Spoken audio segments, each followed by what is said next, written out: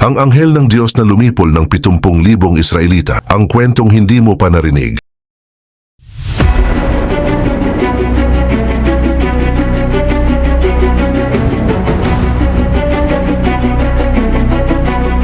Sa panahon ng mga hari at propeta sa Israel, may isang lalaking itinaas ng Diyos mula sa pagiging isang hamak na pastol tungo sa pagiging pinakadakilang hari ng kanyang bayan.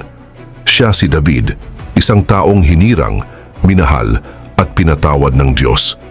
Ngunit sa kabila ng kanyang kabutihan, nagkaroon siya ng isang pagkakamali na muntik ng magpahamak sa buong bansa.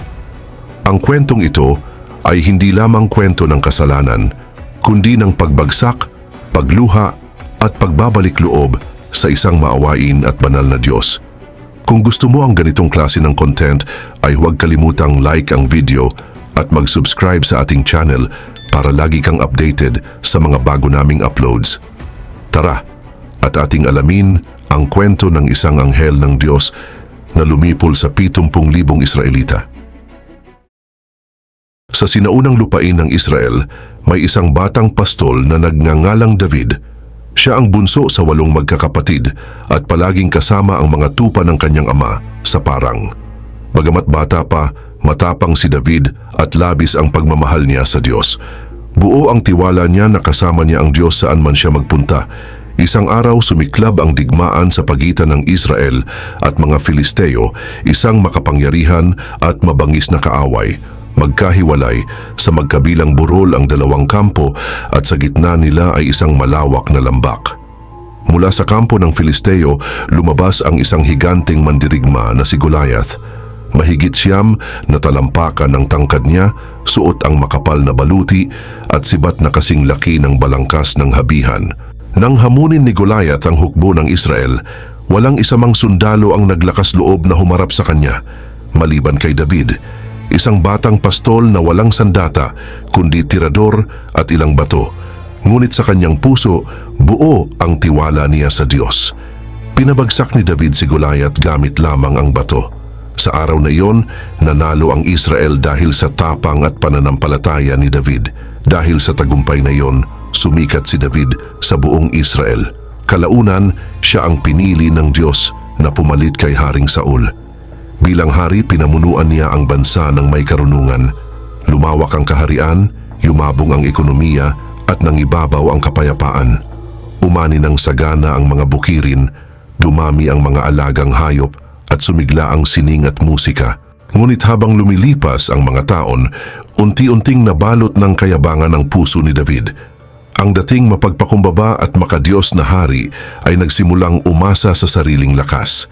Sa kasagsagan ng kanyang tagumpay, nagdesisyon siyang ipagawa ang isang census, isang pagbilang sa mga mamamayan ng Israel at Huda. Hindi ito para sa pamahalaan o kaayusan, kundi para sukatin ang lawak ng kanyang kapangyarihan bilang hari. Bagamat tila walang mali siya, ang ginawa ni David ay isang malinaw na pagsuway sa Diyos. Ipinakita nito na mas pinahalagahan na niya ang bilang ng kanyang mga sundalo kaysa sa kapangyarihan ng Diyos na siyang tunay na nagbibigay ng tagumpay. Labis itong ikinagalit ng Panginoon. Matapos noon ipinadala ng Diyos ang propetang si Gad upang ihatid ang kanyang hatol. Binigyan si David ng 3 parusa na maaring pagpilian, 3 taon ng taggutom, 3 buwan ng pagkatalo sa digmaan, o 3 araw na salot na sasakop sa buong Israel. Laking gulat ni David nang marinig ito. Napagtanto niyang ang kanyang kasalanan ay magdadala ng kapahamakan sa buong bayan. Kaya't pinili niyang ipagkatiwala ang hatol sa Diyos dahil naniniwala siyang mas mabuti pang mahulog sa kamay ng Diyos kaysa sa kamay ng tao. At di nagtagal ay dumating nga ang salot. Ipinadala ng Diyos ang isang anghel na may dalang espada na nagliliyab. Sa aklat ng propetang Samuel, sa gayoy nagsugo ang Panginoon ng salot sa Israel mula sa umaga hanggang sa takdang panahon. At namatay sa bayan mula sa Dan hanggang sa Beerseba ay 70,000 lalaki. Umalingaw-ngaw sa mga burol at lambak ang iyak ng mga namatayan. Ang dating masisiglang bayan ay binalot ng lungkot at takot. Lahat ay saksi sa galit ng Diyos at sa bigat ng kasalanan ng kanilang hari. Habang papalapit ang anghel sa Jerusalem Upang lipulin ito, pinigil siya ng Diyos. Sa kanyang awa, inutos ng Panginoon sa anghel na huminto. Tumigil ang anghel sa giikan ni Arauna na isang Hebuseo, isang lugar ng pagpapakumbaba at pagtatrabaho. Dito, isiniwalat ng Diyos ang kanyang awa sa gitna ng kanyang hatol. Nakita ni David ang anghel at ang laki ng pinsalang idinulot ng kanyang kamalian. Sa sobrang lungkot at pagsisisi, nagsuot siya ng sako, lumuhod sa lupa at buong pusong nanalangin sa Diyos. Inamin niya ang kanyang kasalanan at humingi ng awa para sa kanyang bayan. Ipinag-utos ng Diyos sa pamamagitan ni Propeta Gad na magtayo si David ng altar sa giikan ni Arauna. Nang lapitan niya ito upang bilhin ang lupa, handa sana si Arauna na ibigay ito ng libre. Ngunit tumanggi si David. Anya, hindi ako mag-aalay sa Diyos ng isang bagay na walang halaga sa akin.